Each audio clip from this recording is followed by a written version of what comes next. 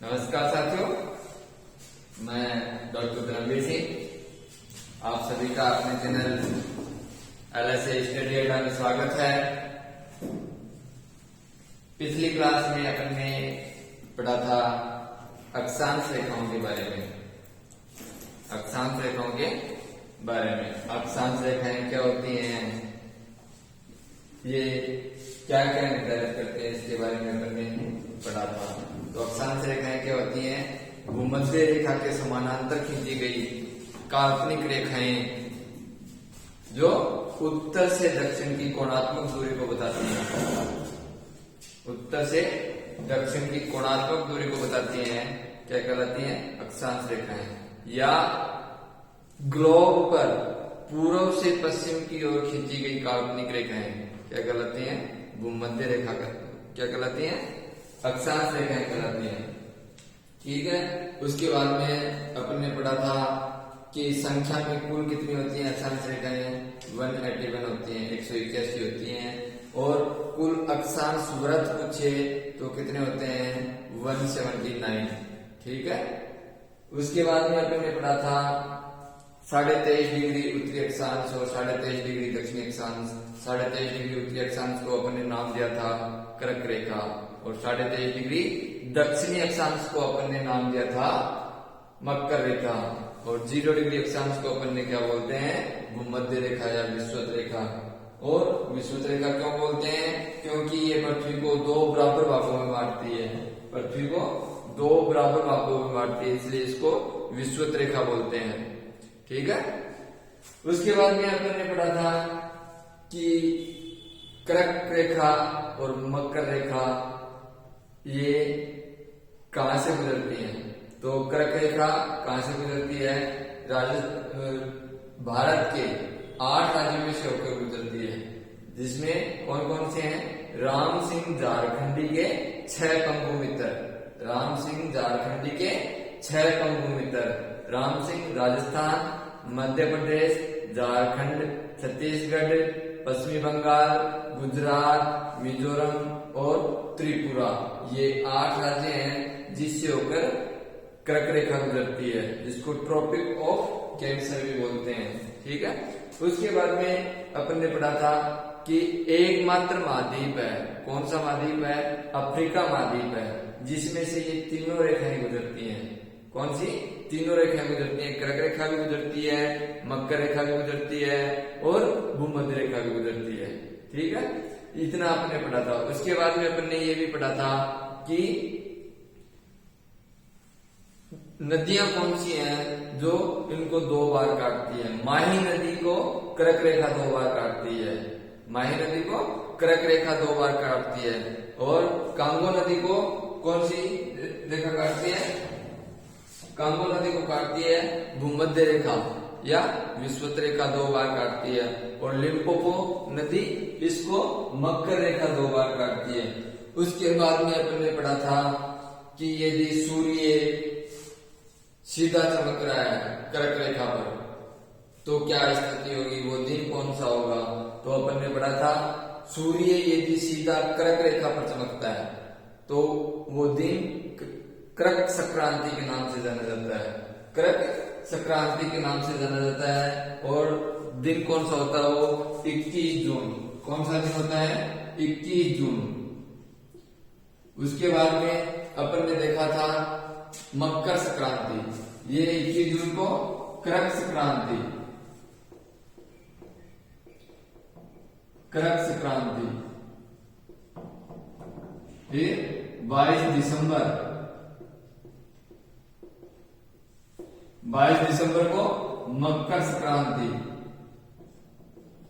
मकर संक्रांति। कर्क संक्रांति के दिन क्या होता है? सबसे बड़ा दिन होता है।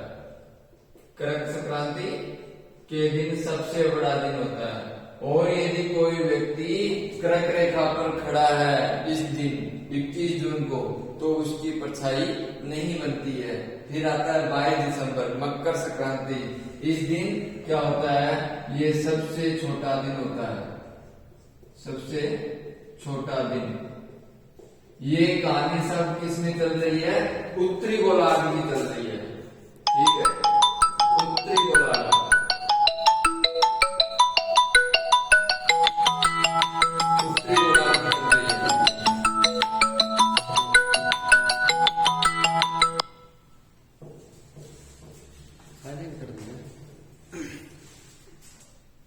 ये पूरी कहानी किसकी चल रही है? उत्तरी गोलार्ध की चल रही है। ठीक है, उत्तरी गोलार्ध में 21 जून को करक संक्रांति सबसे बड़ा दिन होता है और 22 दिसंबर को मकर संक्रांति सबसे छोटा दिन होता है। ठीक है, उसके बाद में अपन ने दो चीज और देखी थी, 21 मार्च और 23 सितंबर। 21 मार्च और 23 सितंबर। तो जो 21 मार्च है इसको अपन ने नाम दिया था बसंत विश्व। क्या नाम दिया था? बसंत विश्व। और 23 सितंबर को अपन ने नाम दिया था शरद विश्व। शरद विश्व। बसंत विश्व और शरद विश्व। विश्व का मतलब है दो बराबर भागों में बांटना, यानी दिन और रात की जो लंबाई है वो दो बराबर भागों में बढ़ जाएगी। यानी 12 घंटे का दिन होगा तो 12 घंटे की रात होगी। यानी दिन और रात की लंबाई बराबर भागों में बढ़ जाती है। ठीक है, 4 डेट याद रखनी है, 21 जून, 22 दिसंबर, 21 मार्च और 23 सितंबर को। 21 जून को अपन क्या बोलते हैं? करक संक्रांति। 22 दिसंबर को अपन मकर संक्रांति। 21 मार्च को अपन बसंत विश्व बोलते हैं और 23 सितंबर को अपन शरद विश्व बोलते हैं। विश्व का मतलब है दो बराबर भागों में बांटना। यहाँ तक अपन पढ़ चुके थे। उसके बाद अब आगे अपन शुरू करते हैं।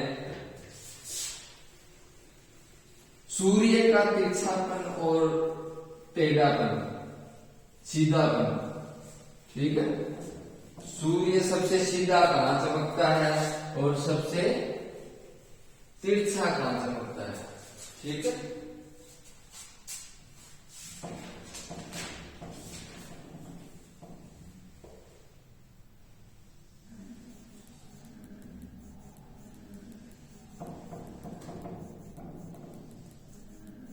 ये क्या है? भूमध्य रेखा, 0 डिग्री अक्षांश।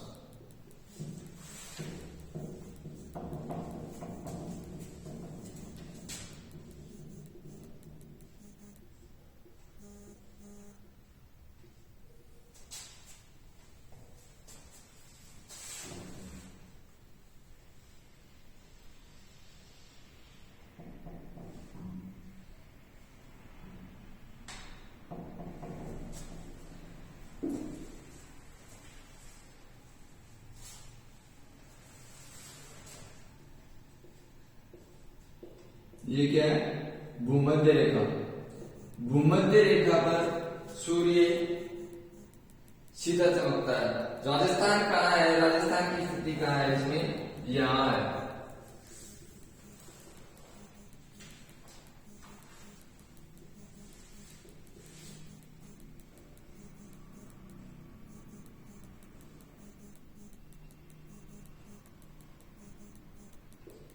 ये राजस्थान की स्थिति यहाँ, यानी कर्क रेखा राजस्थान को दो जिलों को काटती है, डूंगरपुर और बांसवाड़ा को काटती है। ठीक है, तो राजस्थान में कर्क रेखा कौन से जिलों को काटती है? डूंगरपुर और बांसवाड़ा। तो अपन पढ़ रहे हैं सूर्य का सीधापन और तिरछापन। सूर्य का सीधापन व तिरछापन।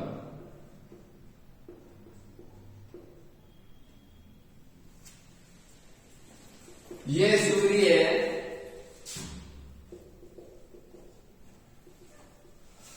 तो सूर्य सबसे ज्यादा सीधा कहां चमकेगा? राजस्थान में सबसे ज्यादा सीधा कहां चमकेगा? तो जो यहां जिला आता है, यहां जिला आता है, वहां सबसे सीधा चमकेगा। यानी बांसवाड़ा जो जिला है वहां सूर्य सबसे सीधा चमकेगा। तो सबसे सीधा सूर्य, सबसे सीधा पन सूर्य का कहां होगा? बांसवाड़ा में।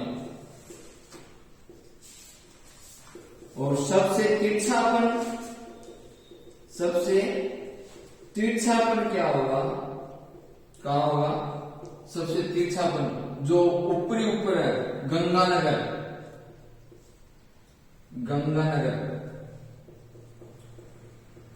गंगानगर में सबसे तिरछा चमकेगा।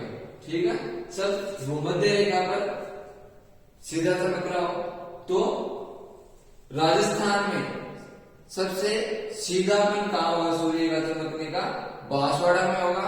और सबसे तिरछापन कैसे होगा, कहां होगा, गंगानगर में होगा। तो इसमें जो क्वेश्चन आते हैं वो आप लिख सकते हो।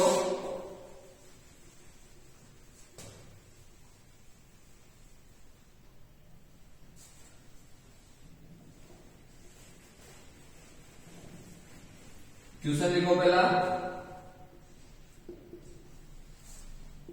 राजस्थान में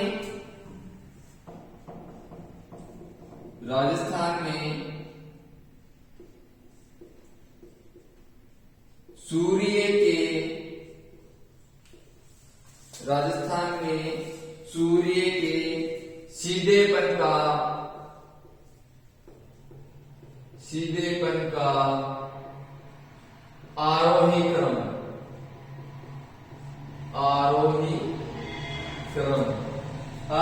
का मतलब क्या है, सीधापन बढ़ना चाहिए,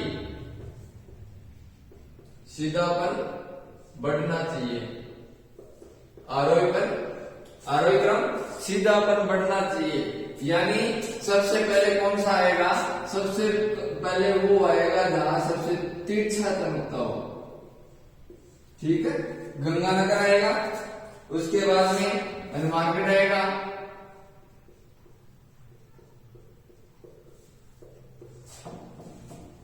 सीधेपन का आरोही क्रम, और लास्ट में क्या आएगा, बांसवाड़ा।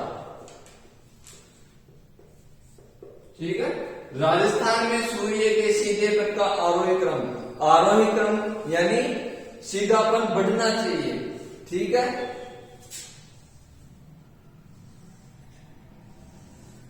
है, ये सीधापन बढ़ना चाहिए।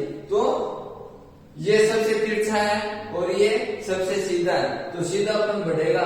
यानी ये गंगानगर है और ये बांसवाड़ा है। सबसे सीधा कहां चमकता है, बांसवाड़ा। तो सूर्य के सीधेपन का आरोही क्रम क्या होगा, सबसे पहले जिस ऑप्शन में गंगानगर है, उसके बाद में हनुमानगढ़ है, और लास्ट में बांसवाड़ा है, वो ऑप्शन सही होगा। ठीक है, इसको उल्टा भी पूछ सकते हैं। इसी क्वेश्चन को उल्टा भी पूछ सकते हैं।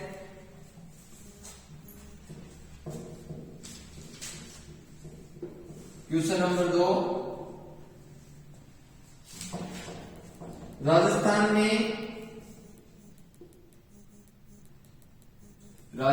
में सूर्य के सीधेपन का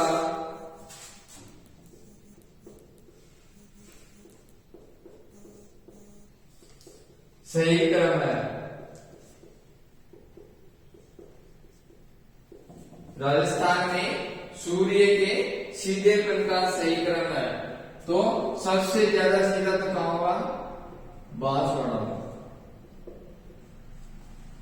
उसके बाद में डूंगरपुर,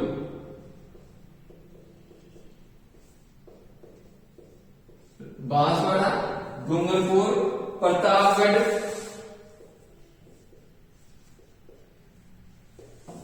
झालावाड़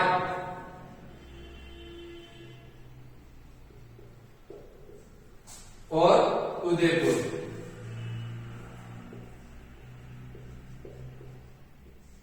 ठीक है, तो सूर्य के सीधेपन का सही क्रम क्या होगा, बांसवाड़ा, डूंगरपुर, प्रतापगढ़, झालावाड़ और उदयपुर। दिक्कत कहां आती है, प्रतापगढ़ और झालावाड़ में। प्रतापगढ़ और झालावाड़ में प्रॉब्लम आती है कि झालावाड़ पहले आएगा या प्रतापगढ़ बाद में आएगा। ठीक है, तो प्रतापगढ़ झालावाड़ से थोड़ा नीचे है, इसलिए प्रतापगढ़ पहले आएगा और झालावाड़ बाद में आएगा। ठीक है, तो ये राजस्थान में सूर्य के सीधेपन का क्रम है। एक क्वेश्चन और बनता है इसमें, क्वेश्चन लिखो, दक्षिण से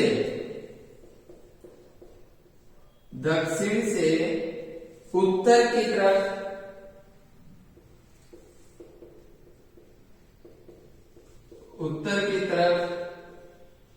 जाएंगे तो दक्षिण से उत्तर की तरफ जाएंगे तो क्या होगा? फर्स्ट ऑप्शन में क्या होगा? सूर्य का तिरछापन बढ़ेगा, सूर्य का तिरछापन बढ़ेगा,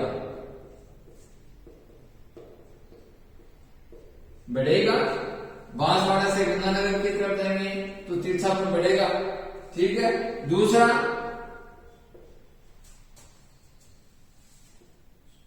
सूर्य का सीधापन घटेगा, सूर्य का सीधापन घटेगा। ठीक है, सीधापन घटेगा और तिरछापन बढ़ेगा। सही है। तीसरा ऑप्शन है, ये क्या है? सूर्य के तिरछेपन का आरोही क्रम होगा। ठीक है, दक्षिण से उत्तर की तरफ जाएंगे, दक्षिण से उत्तर की तरफ जाएंगे तो तिरछापन बढ़ेगा, तिरछापन बढ़ेगा, सीधापन घटेगा और तिरछापन का आरोही क्रम यानी तिरछापन बढ़ेगा। आरोही क्रम का सीधा सा मतलब क्या है? तिरछापन बढ़ेगा। ठीक है, तो ये है सूर्य के चमकने की स्थिति के आधार पे। ठीक है, सूर्य के चमकने की स्थिति के आधार पे है, सबसे सीधा सूर्य कहां चमकेगा? बांसवाड़ा में चमकेगा, और सबसे तिरछा कहां चमकेगा? गंगानगर में चमकेगा। ठीक है, ध्यान रखना, राजस्थान में सूर्य के सीधेपन का आरोही क्रम, आरोही क्रम का मतलब है सीधा पर बढ़ना चाहिए, सीधा पर बढ़ना चाहिए। तो सबसे ज्यादा सीधा कहां होगा? बांसवाड़ा में, और सबसे कम तिरछा कहां होगा? गंगानगर में। तो सीधा पर बढ़ना चाहिए, तो गंगानगर से किस तरफ आना है अपने को? बांसवाड़ा की तरफ आना है। ठीक है, वो क्या क्रम होगा? आरोही क्रम होगा सीधेपन का। इसका उल्टा भी पूछ सकते हैं, सीधेपन का अवरोही क्रम बताओ, तो अवरोही क्रम का मतलब है सीधापन घटना चाहिए।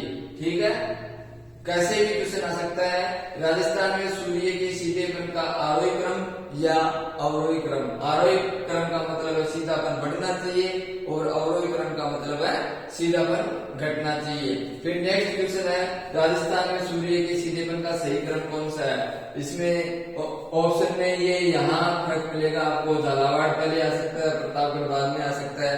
तो प्रतापगढ़ पहले आएगा झालावाड़ से। ठीक है, प्रतापगढ़ झालावाड़ से पहले आएगा, क्योंकि झालावाड़ से थोड़ा सा नीचे है प्रतापगढ़, इस कारण यहाँ ज्यादा सीधा होगा प्रतापगढ़ में। ठीक है, तो ये है। फिर नेक्स्ट क्वेश्चन आता है, दक्षिण से उत्तर की तरफ जाते हैं, दक्षिण से उत्तर की तरफ जाते हैं तो तिरछापन तो बढ़ेगा, सीधापन घटेगा, यानी ये क्या है? तिरछेपन का आरोही क्रम है। आरोही क्रम का मतलब है बढ़ेगा, क्या? तिरछापन। ठीक है, उसके बाद में अपन आगे देखते हैं, अक्षांश रेखाएं जो है, अक्षांश रेखाएं जलवायु को भी निर्धारित करती हैं। अक्षांश रेखाएं जलवायु को भी निर्धारित करती हैं।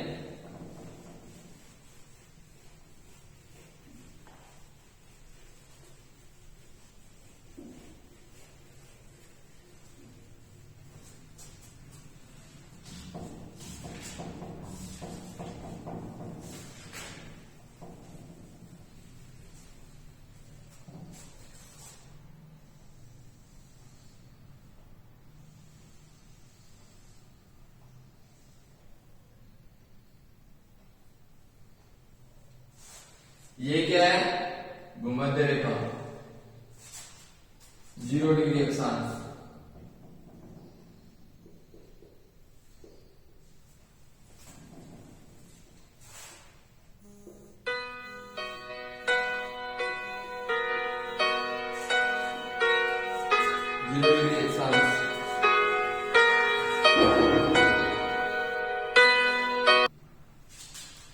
जीरो डिग्री अक्षांश भूमध्य रेखा, ठीक है।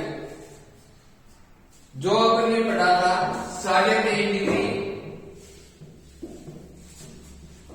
23.5 डिग्री उत्तरी अक्षांश, 23.5 डिग्री उत्तरी अक्षांश को अपन ने क्या नाम दिया था? कर्क रेखा। क्या नाम दिया था? कर्क रेखा। और 23.5 डिग्री दक्षिणी अक्षांश को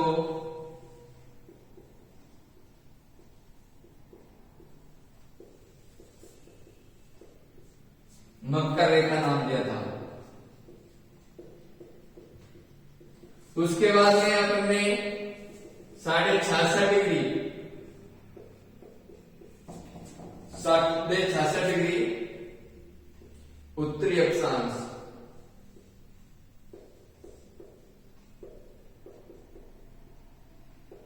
और 66.5 डिग्री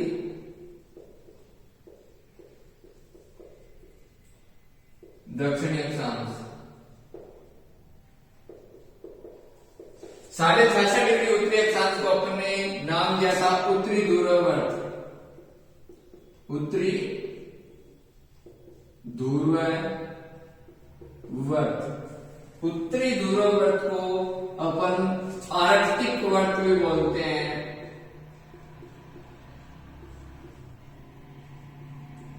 और इसको अपने नाम दिया था दक्षिणी ध्रुववर्त, दक्षिणी ध्रुववर्त।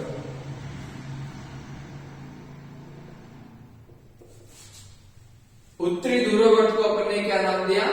आर्कटिक वर्त। इसको अपन ने दिया अंटार्कटिक वर्त।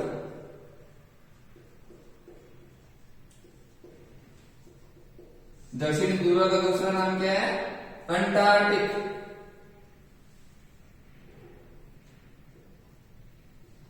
अंटार्कटिक वर्त। और उत्तरी ध्रुववर्त को अपन ने क्या नाम दिया? आर्कटिक वर्त। जो 23.5 डिग्री उत्तरी अक्षांश और 23.5 डिग्री दक्षिणी अक्षांश, इसमें कौन सी किस प्रकार की जलवायु होती है? उष्णकटिबंधीय जलवायु। कौन किस प्रकार की जलवायु होती है? उष्णकटिबंधीय जलवायु।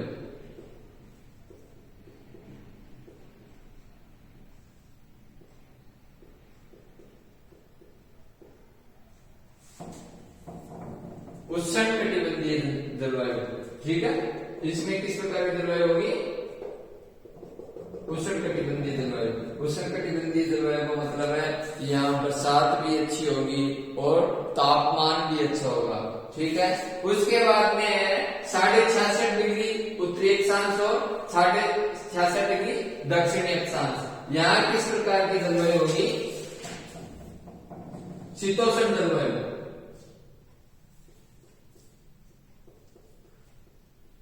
शीतोष्ण जलवायु।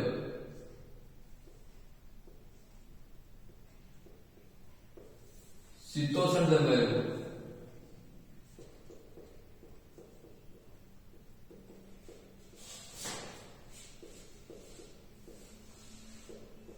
और 66.5 से 90 डिग्री उत्तरी अक्षांश और 90 डिग्री दक्षिणी अक्षांश। यहाँ किस प्रकार की जलवायु होगी? शीत जलवायु।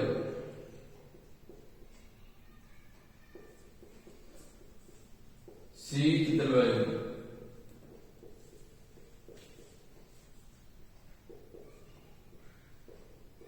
ठीक है। तो अक्षांश रेखाएं जलवायु का भी निर्धारण करती हैं, जलवायु का भी निर्धारण करती हैं। 23.5 डिग्री उत्तरी अक्षांश और 23.5 डिग्री दक्षिणी अक्षांश का कौन किस प्रकार की जलवायु होती है? उष्णकटिबंधीय जलवायु। और 23.5 डिग्री उत्तरी अक्षांश से 66.5 डिग्री उत्तरी अक्षांश के बीच और 23.5 डिग्री दक्षिणी अक्षांश से 66.5 डिग्री दक्षिणी अक्षांश के बीच किस प्रकार की जलवायु होती है? शीतोष्ण जलवायु। ठीक है। और 66.5 डिग्री उत्तरी अक्षांश से लेके 90 डिग्री उत्तरी अक्षांश और 66.5 डिग्री दक्षिणी अक्षांश से लेके 90 डिग्री दक्षिणी अक्षांश तक किस प्रकार की जलवायु होती है? शीत जलवायु। अब 23.5 30 डिग्री उत्तरी अक्षांश से लेके 45 डिग्री उत्तरी अक्षांश, 30 डिग्री उत्तरी अक्षांश और 45 डिग्री उत्तरी अक्षांश, इन दोनों के बीच जो जलवायु पाई जाती है 30 डिग्री से 45 डिग्री, 30 डिग्री उत्तरी अक्षांश से 45 डिग्री उत्तरी अक्षांश और 30 डिग्री दक्षिणी अक्षांश से 45 डिग्री दक्षिणी अक्षांश के बीच इन दोनों का मिश्रित प्रकार की जलवायु पाई जाती है, जिसको अपन ने नाम क्या दिया? उपोष्ण जलवायु।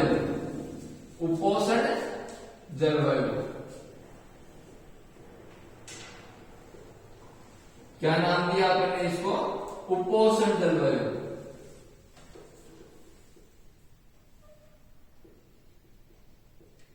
ठीक है। तो ये 4 प्रकार की जलवायु है, उष्णकटिबंधीय जलवायु, उपोष्ण जलवायु, शीतोष्ण जलवायु और शीत जलवायु। ठीक है। आर्कटिक वर्त किसको बोलते हैं? उत्तरी ध्रुववर्त को बोलते हैं। और अंटार्कटिक वर्त किसको बोलते हैं? दक्षिणी ध्रुववर्त को बोलते हैं। ठीक है। अपन ने 4 प्रकार की जलवायु पढ़ी। उष्णकटिबंधीय जलवायु, उष्णकटिबंधीय जलवायु,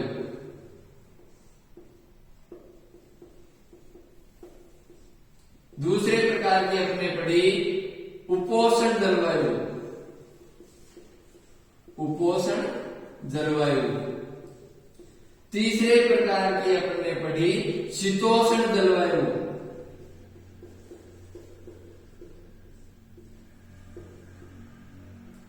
शीतोष्ण जलवायु और चौथे प्रकार की अपन ने जलवायु पढ़ी शीत जलवायु।